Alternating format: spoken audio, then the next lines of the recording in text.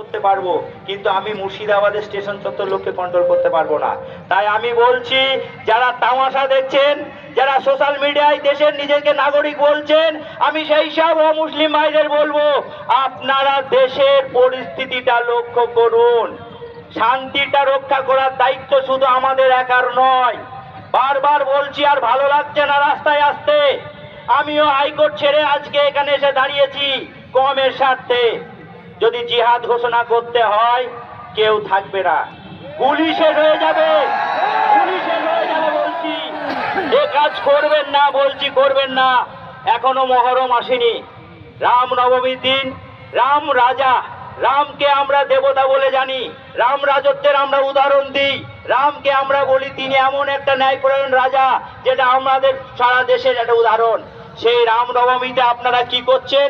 রামনবমীতে দেখা যাচ্ছে আপনারা অস্ত্র হাতে করে নাচছেন। প্রশাসনকে বলতে গেলে, প্রশাসন তুমি তো তখন নির্বাক। আর জঙ্গিপুরে একটা কে বাঁশ হাতে ছুঁড়েছে, বাঁশও নয়, সেখানে ছিল পতাকা। সামান্য একটা জিনিসকে তোমরা কে সেটাকে বড় করে দিলে। আরে ভাই, ছোট দেশে এত বড় একটা দুর্ঘটনা ঘটেছে, এটাকে কন্ট্রোল করার দায়িত্ব আমরা একাই। আমাদের উপর ছেড়ে দিন, কথা দিচ্ছি কিচ্ছু পুড়বে না। আমরা দেখেছি একটা কথা কেউ আপনারা বলেননি, কুম্ভতে গেছিলেন ধর্ম করতে, with due respect to all Hindu community, কিন্তু যে রাষ্ট্রীয় সম্পত্তি ধ্বংস হয়েছে সেটা কোনোদিন কিন্তু ওই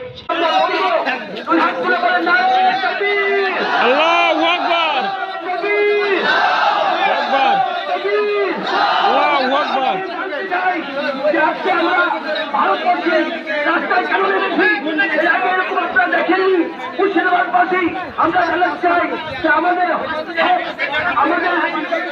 জমি এই বিজেপি সরকার ক্ষমতায় এসছে, আমাদেরকে অত্যাচার করছে। আমরা এই সরকার চাই না, আমরা ভারতে সবসময় শান্তিভাবে থাকতে চাই। আমরা এই আইন মানছি না, মানবো না, মানছি না, মানবো না।